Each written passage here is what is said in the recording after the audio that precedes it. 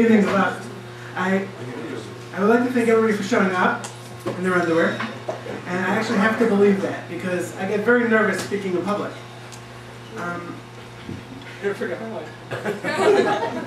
How nervous are you? What? How nervous are you? Very nervous.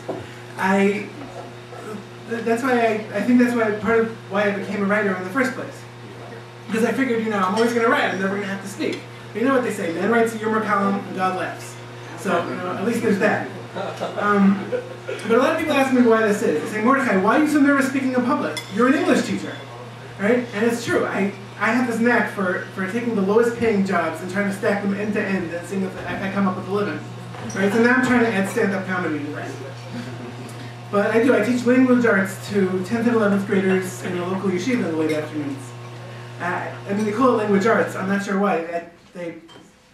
Some of these guys hand back essays, and they're definitely not art. Sometimes they're barely even language. So, but I figured that, speaking in front of them, I'm not so nervous, so I figured I'd bring along something like kind of a security blanket that would make me, hopefully, a little less nervous speaking in front of you guys. So, I got the board. There. Hopefully that'll work. The one at school's a little bigger, but we'll see. Right? There's other reasons that I'm not 100% sure the board's going to help. There's other reasons to be nervous. The board is the only thing that comes to me. Like, for example, in school, I don't have to get them to laugh. For me, it's a successful day if nobody audibly complains. Whereas over here, if people start audibly complaining, I'm in trouble. I've been to so many lousy speeches in my life where nobody actually got up and said, do we have to listen to this? Is there going to be a test? Is there going to be worksheets? So another reason that it might be a little more nerve-wracking tonight is that in school, to be honest, nobody listens. Even the guys who don't audibly complain, they don't listen. They space out. They eat. So I urge you guys to do the same thing. Space out a little bit. You can go eat over there. You can throw paper balls at each other. You ask me every 5 minutes if you can go to the bathroom. Because apparently that's like the main reason that I come to school is to allow the guys to go to the bathroom. They hold it in all day till I get there. Right? Like, do we go to the bathroom? And I put bathroom in quotes because they come back 20 minutes later, and this is a 40-minute class with an enormous plate of toast. Right? And, really, school policy is that you don't eat in class. But what am I going to do? Like, teenage boys need to eat all the time. Like, sometimes they ask me, Mr. Schmutter, can I go out and get some food? I'm like, well, there was a break before a class. You should have eaten then. They're like, I did. So,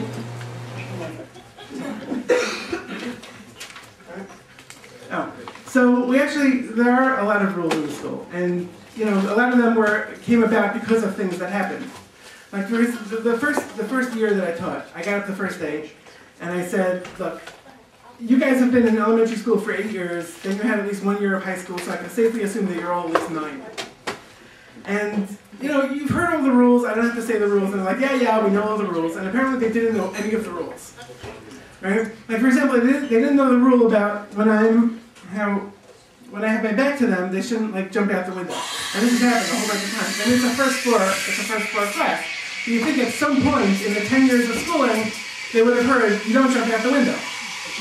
Right? And it's not even like, the things that I write on the board, they're not, it's not like it's math class where it's just equations. Like, for example,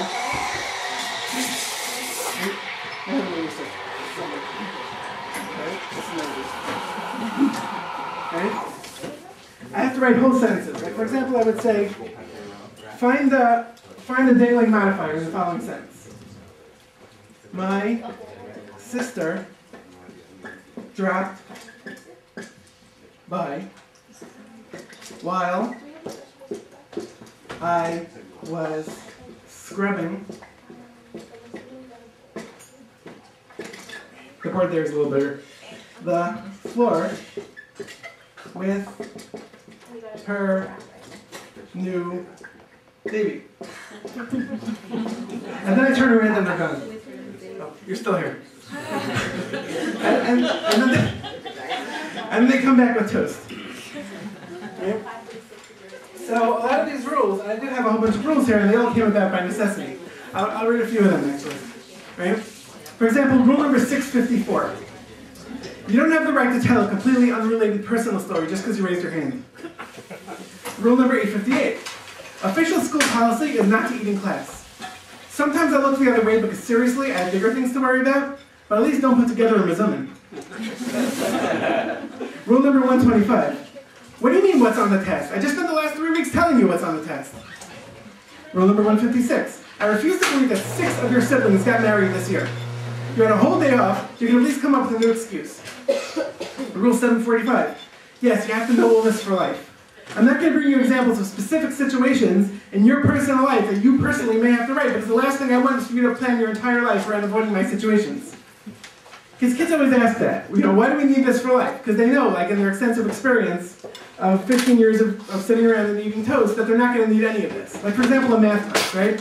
What's the one thing that kids hate the most in math class? The word problems, right? For example,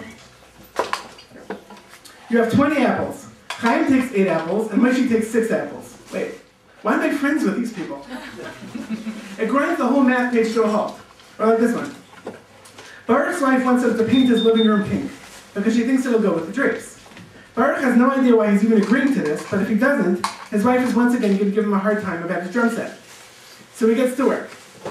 His living room is 10 feet high and 15 feet long, but one end is 13 feet wide and the other is 9 feet wide. How long is it going to take Baruch to realize that he's standing in the paint?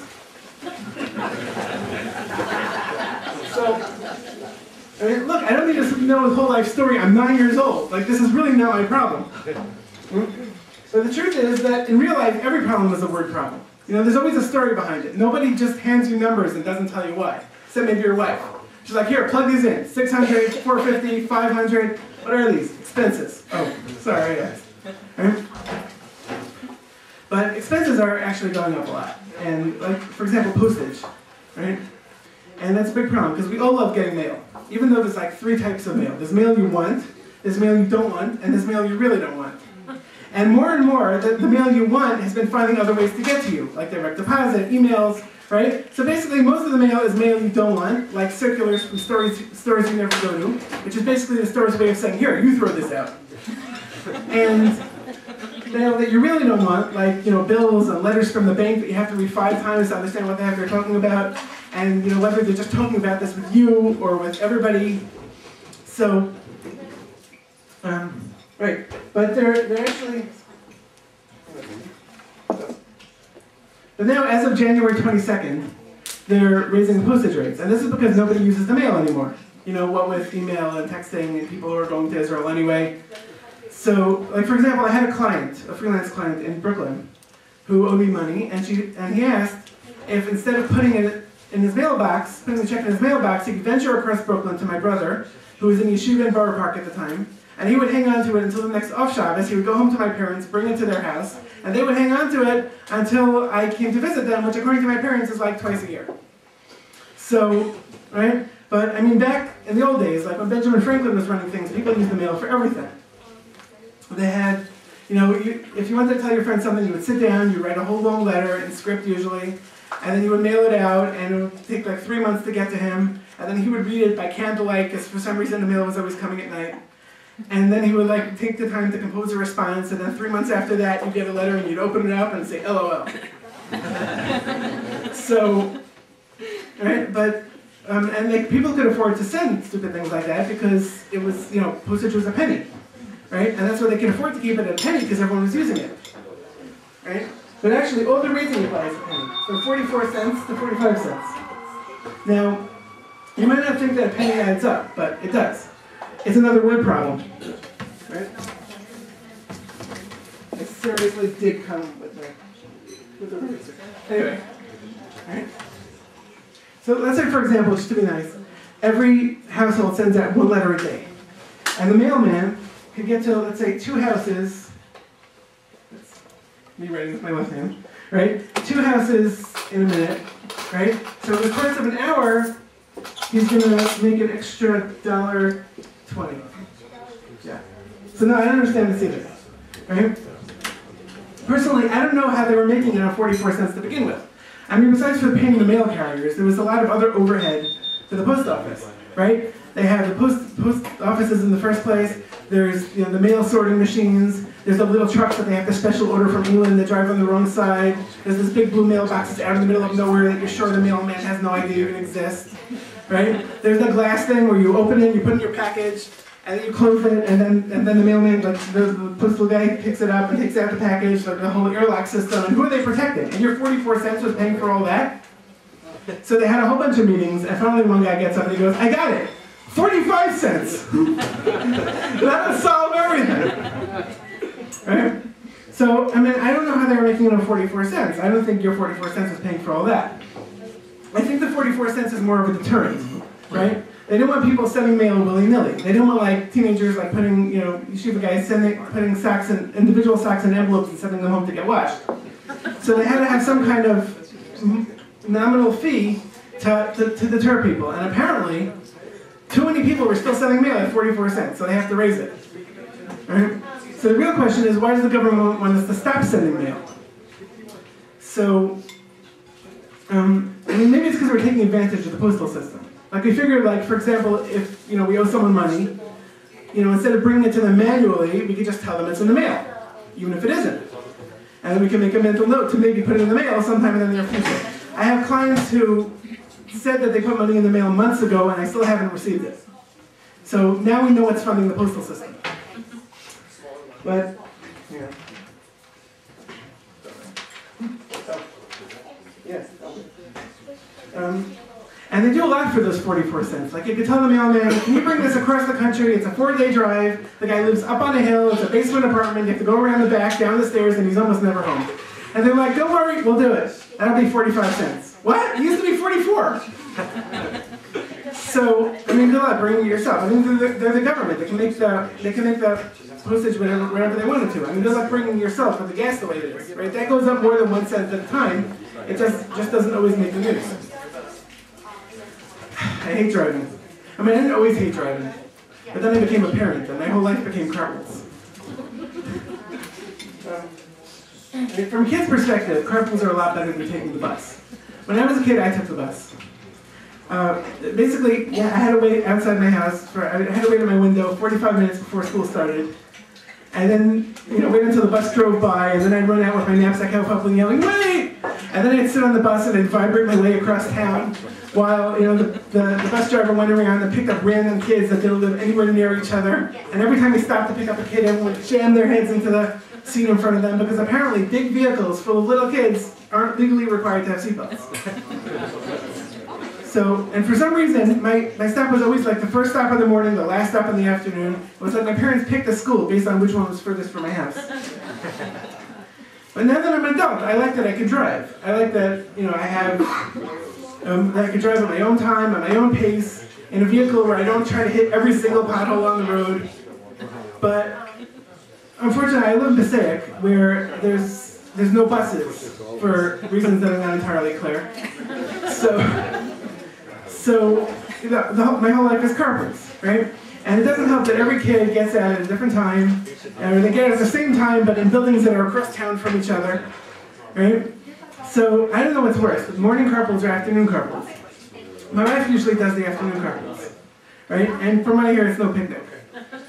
You can't just pull up outside the school and honk unless you want all 5,000 kids to run out, right? You have to wait in an impatient line of minivans while the kids mosey out one at a time, and like 10 minutes apart, and then when you send one kid in to find the others, all the others come out. The first kid is slowly missing, and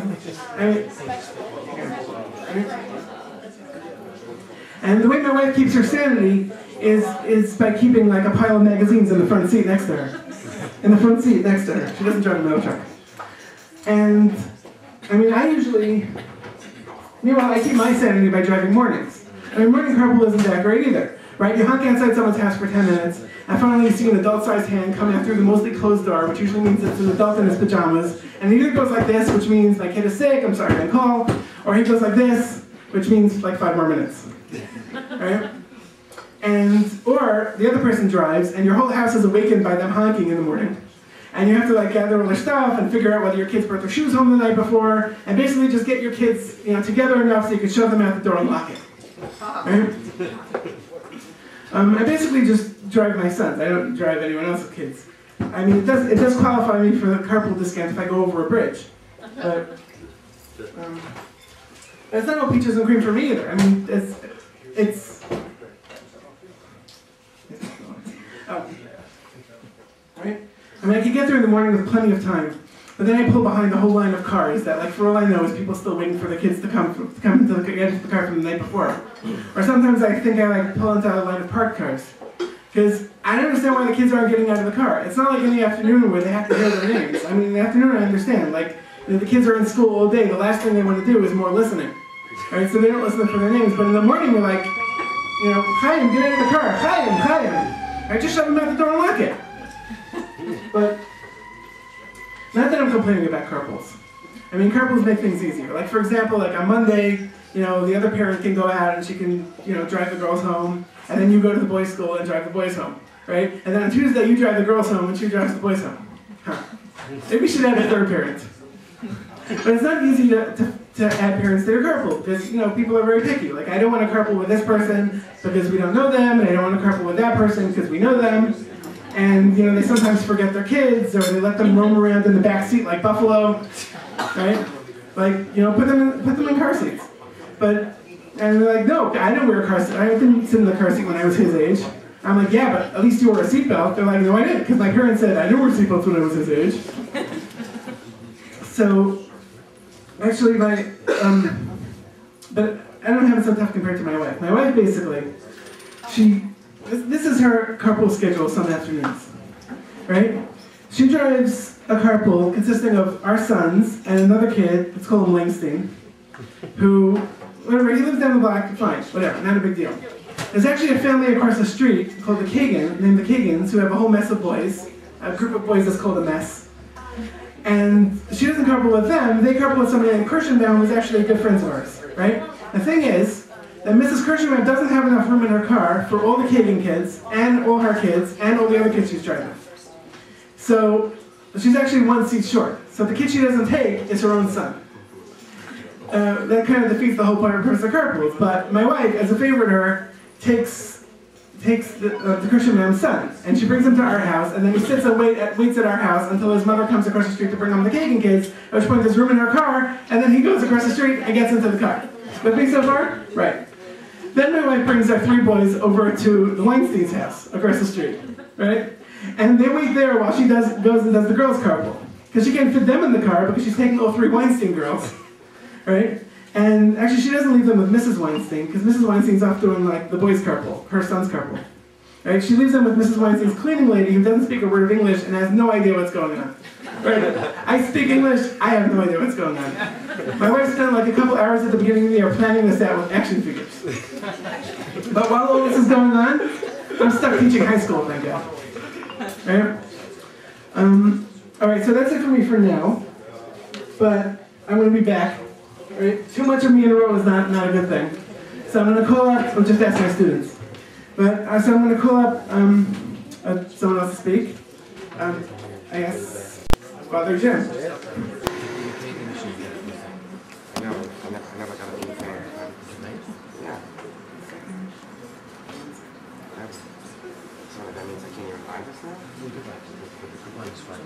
Alright, let me read this one. In these trying economic times, you're probably looking for ways to manage your household finances. Personally, the way I handle my finances is as follows. I try not to think about them. Once in a while, my wife gets it into her head that you have to sit down and come up with a budget. We have to make a budget, she says. I say. Then I don't mention anything about it for a while, and I hope she forgets. My philosophy when it comes to thinking about my finances is based on my philosophy on acne cream, which I came up with when I was a teenager. For my entire teenage years, I did not once put on acne cream. I had friends who used acne cream, and I could not help but notice that all of them had acne. Lots of it. Of course, you could argue the reason they were putting on acne cream was because they had tons of acne. But the truth is that I spent many nights in the dorm trying to carry on conversations with guys who were applying coat after coat, sometimes using paint rollers, and many of them still have acne to this day. Whereas I, who when the topic came up trying not to think about it, do not. And my philosophy is true to some extent. What happens when you try to think about saving money? You open up a magazine, and you read a whole list of tips on, say, saving money on your heating bill. And then, following its advice, you buy new windows and drapes and re-insulate your home and buy a big wool hat for your hot water heater. And then your first credit card bill comes, and you realize you spend more money the first month trying to save money than you did all the other months back when you were spending money. So the next month, instead of sitting back and enjoying the lower heating bill, you feel guilty about how much you spent, and you read another article that says that you could save money in gas for your car if you replaced all the parts, and so on. But I'm starting to get the idea, based on the fact that you've made it this far into the article. I personally stopped paying attention in the second paragraph. That you're the type of person who does think about finances. So here's some advice. The first step in managing your household finances is to think about where all your money goes. The way to do this is to sit down at the kitchen table, put your head in your hands, and say, where the heck does all my money go? You should probably keep a detailed list using one of those tiny accountant notebooks, like as follows. Tiny accountant notebook, $4. Gas to get to the store to get to the notebook, $5. Depreciation on car, $3.25. Impulse purchases bought in the store where you bought your notebook, $93. Parking ticket received while in store, $55. Amount of money you could have made if you'd be back at work by now instead of standing on the street corner arguing with a cop and pointing at things, $30. Bail, $200. See, you're on your way to riches. Now that you have a list of expenses, you need to come up with a list of your income. Your income is any money that you make at your job that both the government and your kids' yeshiva see when they look at your tax return. So good luck getting any of that for yourself. You're better off focusing on your solid assets, as follows. Pennies underneath furniture, $65. Actual market value of furniture if you ever decide to sell it at a garage sale, $9. Letters informing you that you may have already won $1 million, $6. Once you have your two lists, compare the totals. If your income is greater than your expenses, great. But if your expenses are greater, then maybe you should start looking at your day-to-day expenses for things to cut out, such as newspaper subscriptions. No, wait, scratch that. You should definitely buy newspapers, lots of them. At least 5 or 6 copies of each. There are so many different uses for newspapers that reading the news is just a side benefit. Okay, so most of them involve wrapping things. For instance, people use them to wrap pots before Shabbos, shelves before Pesach, hadassah menorahs, before sticking them in the fridge, all of the worldly belongings before they move. Some people even use them to wrap presents, because nothing says, look, I bought your present at the dollar store, like wrapping it in the Help Wanted section. Or a wedding gift in the Mazel Tov section. Or a housewarming gift in the real estate section. Also, if you stack your unread newspapers near the front door, you can use them as furniture. Another way you can keep your budget down is by keeping on top of your food costs. For starters, you can clip coupons. My wife and I clip coupons, which you put in a little folder in our dining room. And we save no money at all, because sadly, we don't take our dining room with us when we go shopping. Also, it's none of it's worth holding up a grocery line until you find your coupon. When we were growing up, the average coupon would save us, say, $1 on a $2 item.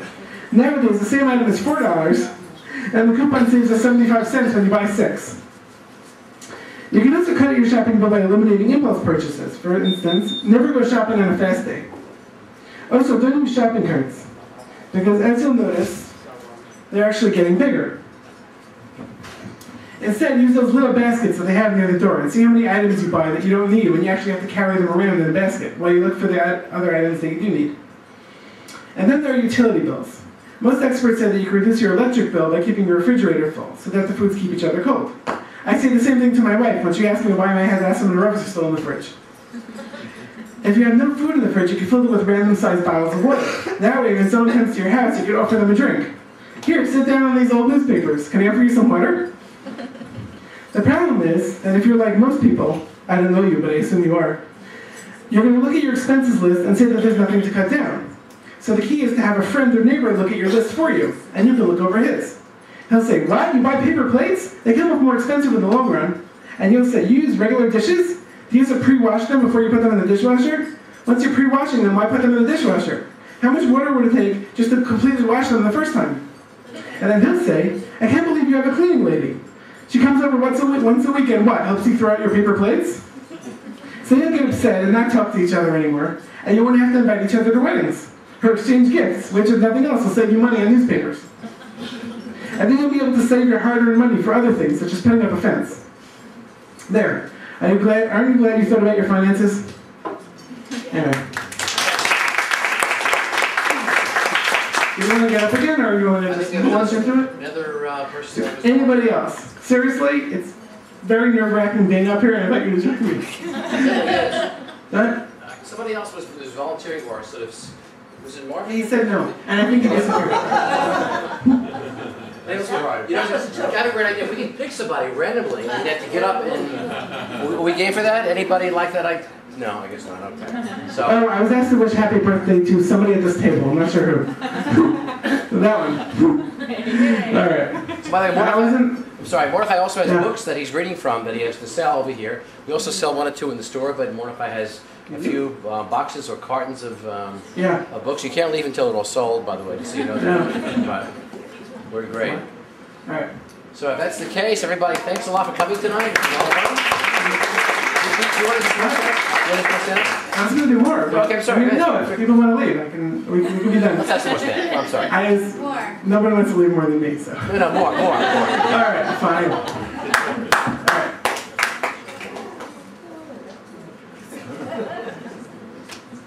right. The reading doesn't work so well, so I'm going to try to memorize it. Remember it. All right, so everybody got something to eat? Everybody's good? I actually didn't get something to eat because I have to watch what I eat because my wife is here. Actually, no, I wouldn't say that I'm fat, but I'm definitely bigger around the middle than I was when I first got married. Because as it turns out, I'm a really good cook. Who knew? But I did join the gym, actually, a couple of years ago, not on purpose. Right? We won it in a Chinese auction. Right? My wife and I were going through the booklet of all the things in the Chinese auction, and we had $10 left to spend, and we had no idea what to do with it, and we had to spend those $10, and we were going through, and my wife's like, oh, how about a year-long gym membership? And I said, are you crazy? I never have time to work out, which is what you say when you're too lazy to work out. And she said, look, we never win anything. After we win, you can worry about it. So then we won. So now I officially have my wife's permission to worry about it. Okay? See, you try to do a good thing, and this is what happens. I hope they're happy. But they say that when you start working out, you learn a lot about yourself and your limits, right? For example, when I started going to the gym, I learned that my limits were that I didn't know how to use any of the machines. So my wife suggested that I sign up for the one-time free fitness training session, which is when you meet with a personal trainer, and he tells you which exercises you can use to work up your particular gut. So I met with this guy. His name, I'm not making this up, is Brad, right? Like I couldn't have planned that better. I think if you're a fitness trainer, your name legally has to be Brad. Like they don't hire you if your name is Murray. So Brad sat me down in his office, right? And it's Brad, B-R-A-D. And he tells me that I should forget about losing weight because most of the exercises he was going to give me were about muscle tone. And muscle is way more than fat. So I'm like, then why would I want to build muscle tone? How am I supposed to know how much fat I'm losing? I'm supposed to come home every time after I work out and try on pants? But I didn't say this to Brad because he had a lot of muscle tone. Then Brad asked me what I ate for supper that night. And the night before. And the night before. I was glad he didn't ask me what I ate on Friday night.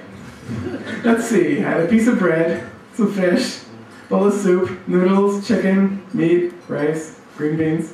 Oh, and a cake made out of potatoes. And I started at 9:30. So he gave me some diet advice, which I didn't really want, because I didn't want to find out how to change what I ate. I wanted to find out how to work off what I was eating. So I nodded along until he finished. And then he takes me out into the gym, and he shows me different exercises. Like first he goes, how much do you bench? Every time I eat.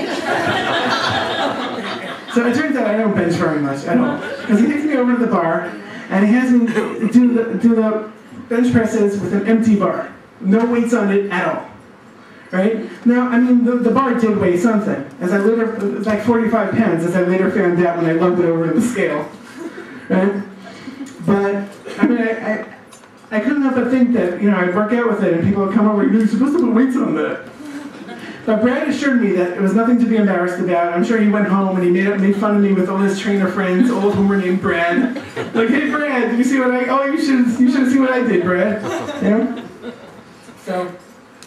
But in total, Brad had me do 12 different exercises. The only time he let me stop was when I told him that I had to take a drink of water.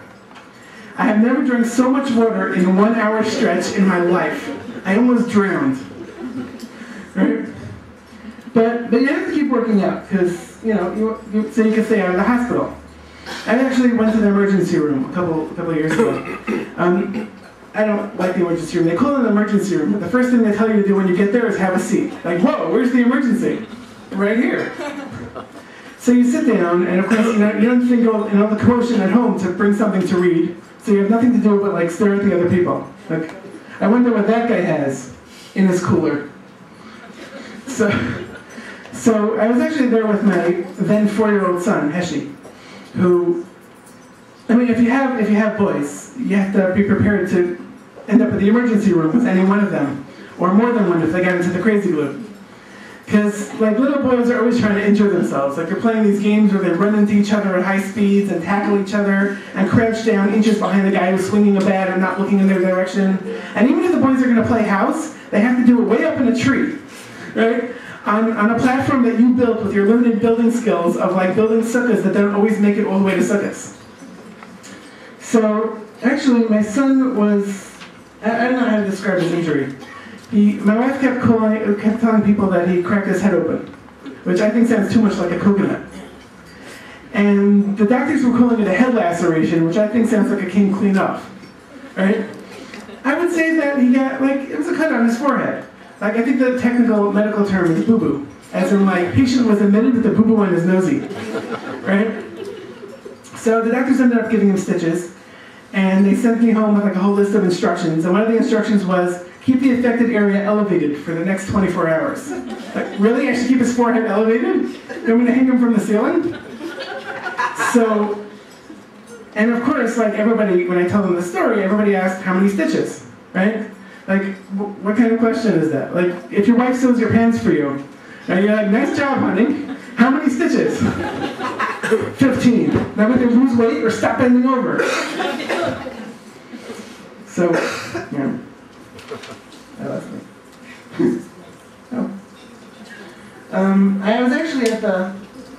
I actually was at the doctor again a couple of weeks ago with one of my sons. I was at the pediatrician. I don't envy pediatricians.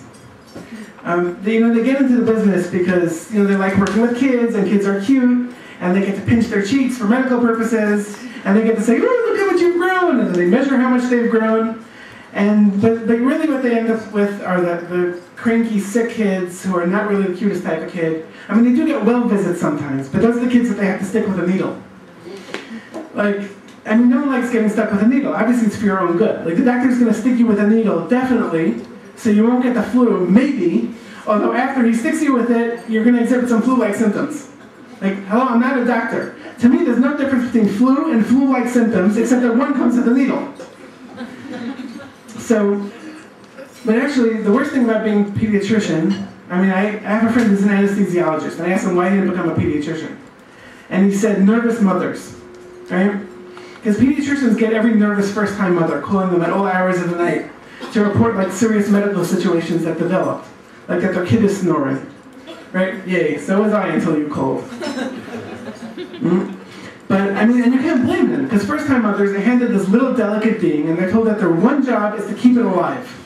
But don't worry, if you have any questions, you can call this guy. Can he just move in with us?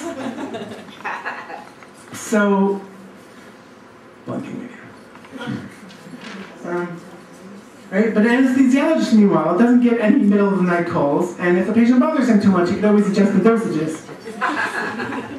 So, we're not nervous parents. My wife didn't call the doctor until the third day, right? Until the third day that Daniel was sick. When my 7-year-old son Daniel came down with a cold the other week, she didn't call the doctor until the third day. Now, of course, she works part-time, she had to go to work that week, she had to go to work that day, so I had to be the one to take him. I'm not complaining. I complained then. I was like, I can't, I'm too busy. I haven't gotten a thing done all week, because he's sitting behind me and coughing, and every time he coughs, my wife yells, cover your mouth! Right? And it was my bright idea to put my home office in the living room, because I was like, oh, I can watch the kids while I work. And that's always a great idea. Right? And meanwhile, every 2 seconds, my 2-year-old son, who's always home, could not believe this development, that his 7-year-old brother was actually, home all day with him. So he kept running over and hugging him. Stop hugging your brother! It's why? So, Right, so, but he was actually getting better after a couple days, and then we figured he was getting better. And then the third day he comes over to us and he says that his stomach hurt.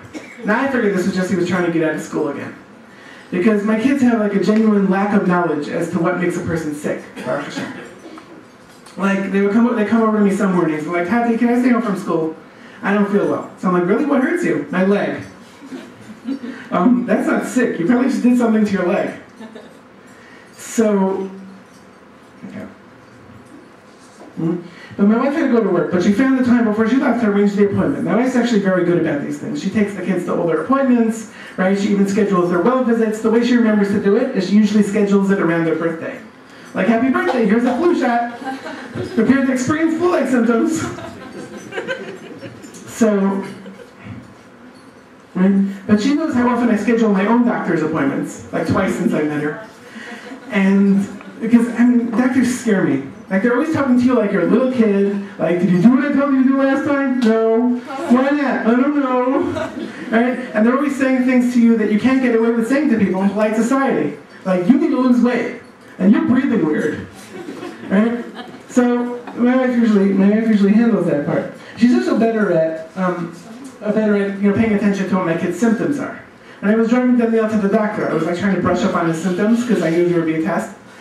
And I was asking him what hurt him because I was also kind of confused because as soon as he started staying home, all the other kids in the family wanted to stay home too. So they kept coming over to me, Tati, can I stay home? My elbow hurts. So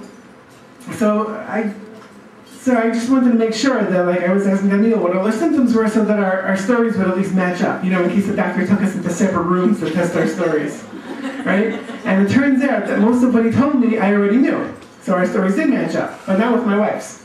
Because I actually thought that he only complained about his stomach that one morning, and my son thought so too, for some reason. But my wife told me that he's been complaining about it on and off for a week. So I'm glad she didn't come along, because she would have blown the whole thing. Right? Well, she actually wanted him to take a strep test. And a strep test is when they take this big Q-tip, like the kind where you can clean out both ears at once. And they jam it into the back of your throat, and they pull it out, and they look at it to see if something grows on it. No, I'm just kidding. That's disgusting. They throw it away. But while they're back there, they sneak a peek at your throat, and they know what strep looks like, because, 20 years of medical school. So they're like, oh, strep. Right? So we got to the doctor's office, and first I weighed him, because it's this obsession in the medical community with weighing everybody. Right? But then they determined that his weight wasn't the problem. Or that, it was the same kid as the last time, or whatever they're trying to determine. Right? And then they took out the giant Q-tips, and that's when my son freaked out. Right? He will not let her stick the Q-tip in his mouth. And, I, as the dutiful, good father, I took the nurse's side. I'm like, hey, we'll give you lollipops, and it didn't work out. And he wouldn't do it. So I held down his arms, and I held his head straight, and the nurse tried to open his mouth, nothing. Right? So then we changed. I put him on that butcher wax paper thing, and I held down his arms, and she held his head, and I tried to open his mouth, nothing. Now by this point, he was somehow shrieking and keeping his mouth closed at the same time. So I'm like, this is ridiculous. This is a pediatrician's office. Don't you have something for this? He can't be the only kid who does this. So she said, yeah, we can pinch his nose, because that's why you get into children's medicine, so you can pinch kids' noses. And so she held his nose closed for 2 full minutes. And finally I pointed out that, his lips are open, his teeth are clenched. His lips were never the problem. Right? He's breathing through his teeth. So she said, you know what, let me get Lisa. Lisa always knows what to do. So she left, so she left the room, and she came back with Lisa.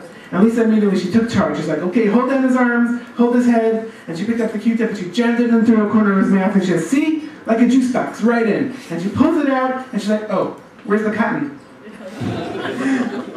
So that's when Lisa freaked out. She's like, oh my gosh, she's going to swallow it, he's going to choke on it, the doctor's going to kill me, and she ran out of the room, and I never saw her again. I mean, I say this dramatically, it happened one time, it happened last week.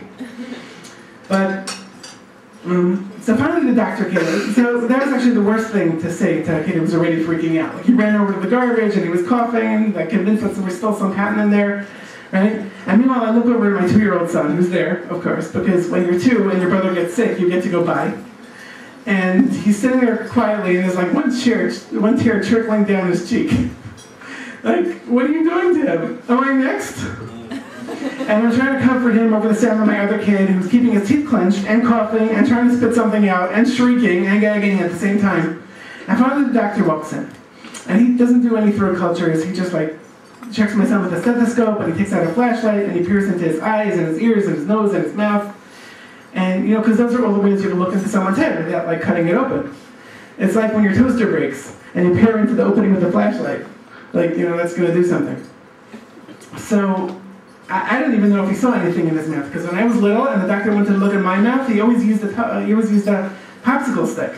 And I always hated that, because I always felt ripped off, because there was never a popsicle on it. Right? It's like the doctor ate all the popsicles, rinsed off the sticks, and brought them into work. So, but when, I know that flashlight technology advanced that much since then. So the doctor said that he didn't think it was strep, but if my son was still sick in a week, we should come back, preferably with my wife, so that she could like hold down his legs. I have no idea what she does when she takes him to the dentist. But it didn't really bother me that he didn't prescribe anything anyway, because, you know, I was going to bring him to the doctor so the doctor could prescribe a pill that he wasn't going to take. Right? Because if you think it's hard to get my son to take a strep test, try fighting him to take medicine 5 times a day. Because my kids actually hate taking medicine. I mean, you can't blame them. Medicine's disgusting, right? I mean, the children's medicine companies try to flavor it. There's a cherry flavor and a grape flavor and a bubble gum that you can drink. And none of those are good. I mean, the candy companies make cherry lollipops, and those are delicious. Like, why does cherry medicine have to taste like medicine? But, I mean, obviously the reason is that if they made it taste good, you would never stop eating it, right? It was just, like, I remember the first time when I was 5 years old, my father gave me a cough drop. I couldn't believe it. I was getting candy for being sick, and I didn't have to go to school. So I locked myself in the bathroom and I ate the entire box of cough drops. I couldn't cough for like a month. So actually, I don't know if cough drops really work, because when I was in high school, they had them in the vending machine, they had them in the candy machine. The whole yeshiva was hooked on them for a year. I'm not so sure they work. But I do think that we have to do something to dispel all these like old wives' tales about medicine that people have been repeating into the ground, right? Like, for example, the one that coffee stunts your growth. Parents have been telling their kids that for ages. Is it true? The research doesn't show that, right? I mean, but parents still say it, because parents drink coffee so they can keep up with their kids. They don't want to think about how much coffee they're going to have to drink if their kids are drinking coffee too. So, you know, we prey on their lack of scientific knowledge and the fact that they want to grow up to be big and strong, and we tell them things. Like, if you swallow the seeds, you're going to grow a watermelon in your stomach. Like you, Tati? So, or like, you know, if you eat your vegetables, you're going to grow up to be big and strong. Right? Is that true? I don't know. I personally eat vegetables so I don't get bigger. Are they magic? I don't know. I eat vegetables because the doctor tells me to eat vegetables, so I eat vegetables. But why? I'm the doctor, that's why. Right? Or here's another medical myth. No, hang on a second, I have it here. That's the guy who didn't show up. That's another guy who didn't show up. Oh, here we go. Everyone's checking out. Right? Or for example, do carrots really help your eyesight? I mean, carrots contain vitamin A, right? And vitamin A helps your eyesight in that if you don't get enough vitamin A, it's bad for your eyes. But that doesn't mean that if you eat an entire truckload of carrots, you can suddenly see through walls. You know, it was actually, you will turn orange though. And everybody who looks at you will think there's something wrong with their eyes. The myth was actually developed by British Air Force pilots during World War II, when they were asked to explain how they were able to find the German targets at night. And they didn't want to come out and tell the whole world, including the Germans, that they invented radar. So they were like, we eat a lot of carrots. The Germans were eating carrots for months after that. Right? Another medical myth that people say, right? Does tomato juice really help with skunk smells? I don't know. Who has 30 cans of tomato juice lying around? You have to make an emergency trip to the store. Right? But it's not a big deal, because whatever checkout line you wait on will instantly disperse. Like, can I get ahead of you? All I have is tomato juice. Sometimes people are surprisingly nice. Right? Another one, does warm milk help you fall asleep? I don't know. Right? Warm milk actually contains tryptophan, which turkey also has tryptophan, and you know, that's why sometimes you eat turkey and you fall asleep, and the next thing you know, you're standing in line at Staples at 5 in the morning with a fax machine under your arm. So, I mean, they actually did a study, and turkey does contain tryptophan, and tryptophan puts you to sleep. The question is if turkey contains enough to put you to sleep. And they did a study, and they found that you have to eat 40 pounds of turkey in order to not fall asleep. So sorry I wasn't there when they were conducting this study. He ate 35 pounds and he's still not asleep. Go get another bird. Right? Another thing that I say is laughter is the best medicine. Now, I've always been a big believer in that. Because my health insurance covers like nothing. It covers the piece of paper they send at the end of the month that tells me how much I owe them for covering nothing. Right? So at least I have laughter. One second. Okay. Is laughter the best medicine? I don't know. It doesn't hurt. I mean, you never see like doctors tickling the patients, right? Coochie-coochie-coo, how are your broken ribs now? Any better? I mean, you know, the medical community tends to frown on that. Actually, the medical community tends to frown on a lot of things. Like, if laughter is the best medicine, how come doctors are so not funny when you talk to them? They're always like, this is bad for you, and you need to lose weight, and we're going to need some more blood. More blood? What are you building back there? So, but I do think, but laughter does cure certain things. It cures, like, you know, I mean, it's good for heart disease, it's good for stress, anxiety, stuff like that. I actually think that we should have commercials for laughter now. You know, like they do with the drug commercials, right? Like they advertise some kind of drug with some kind of alien name, like Zolax or Kandahar, and you know, they don't really tell you what the drug does, but you know, if you take it, you can throw a football and you can help your spouse across a brook, right? So we can have commercials like, ask your doctor about laughter, right? Like that's my job now. I have to go to the doctor and start suggesting medicines that I think I should take. Like, should I be taking Voldemort? Yeah, sure, that sounds like a great idea. You'll be able to ride a horse. That's awesome, I can't even do that now. Right? But of course, you know, we have to put up the disclaimers. Like, laughter is not for everyone. People who hate life should not take laughter. Do not take laughter if you're holding soup. Then that's what the drill in someone's mouth, the person not be laughing. Right? Side effects of laughter include snorting, watery eyes, shortness of breath, dizziness, uncomfortable bystanders, wheezing, spitting out of food, loss of balance, and uncontrollable urination. So I don't know if laughter is the best medicine, but it's actually the best tasting medicine. So, all right. I do have one more thing, if people are interested. Otherwise, you know, we're done. I do have a poem that I was going to read, because that other guy read a poem too, and whatever.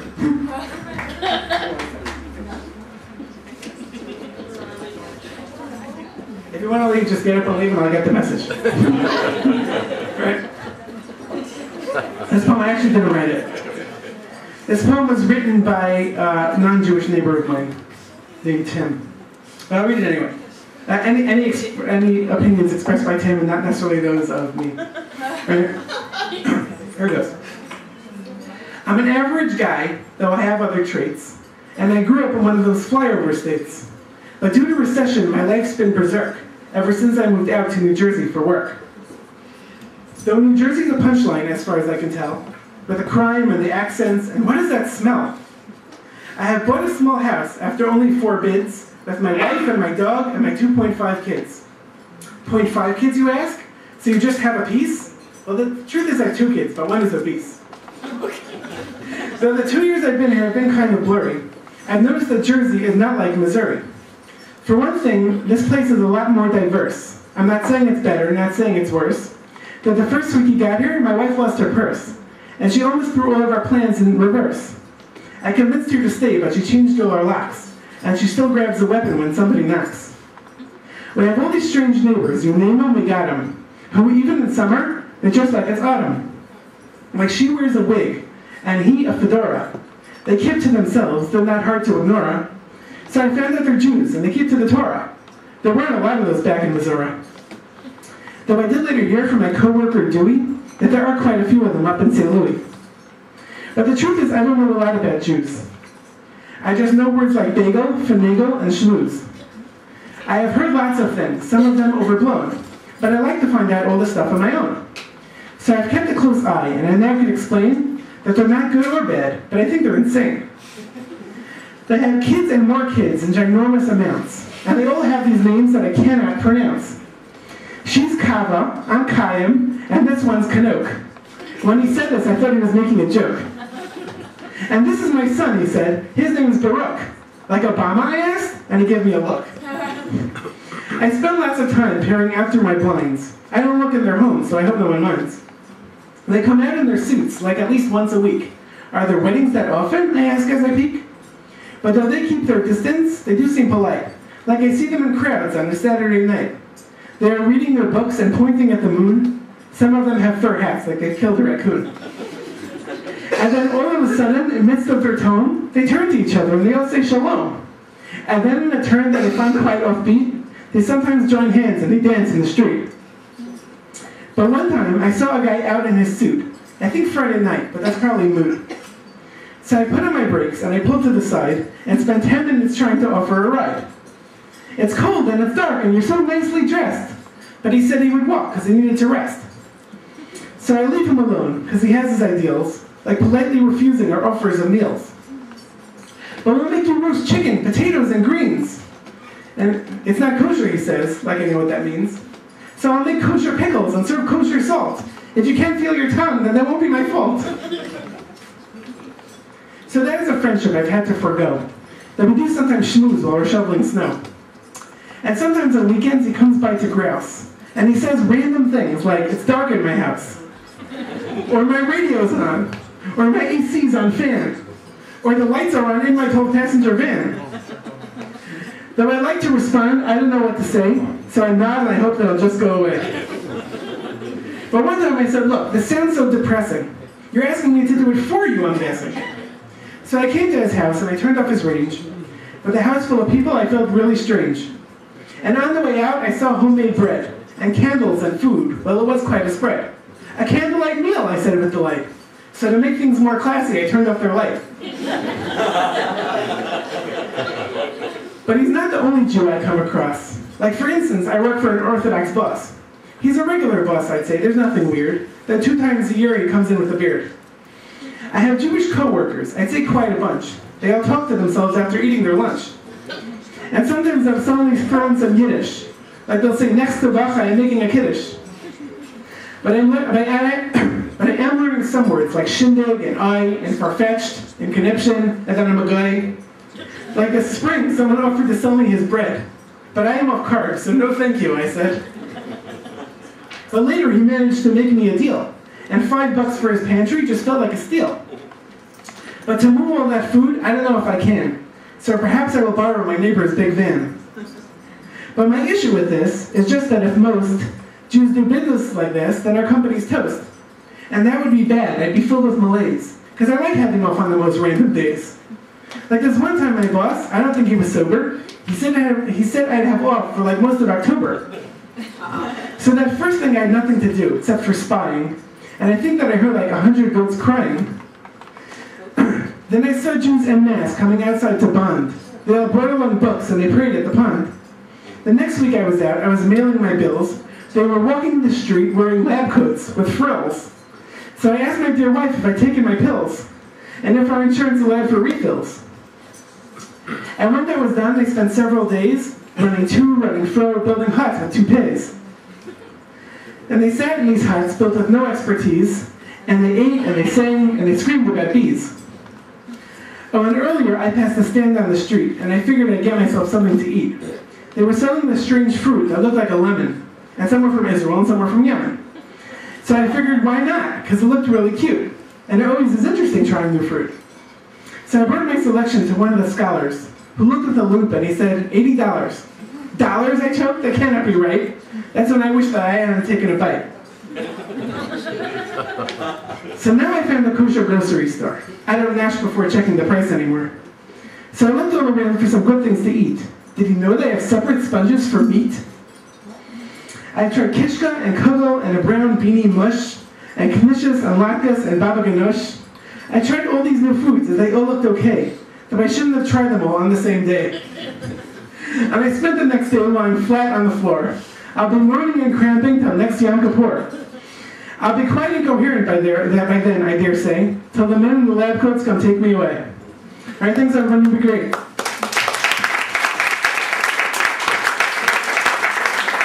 Thanks for sale, by the way. Thank you. Thanks.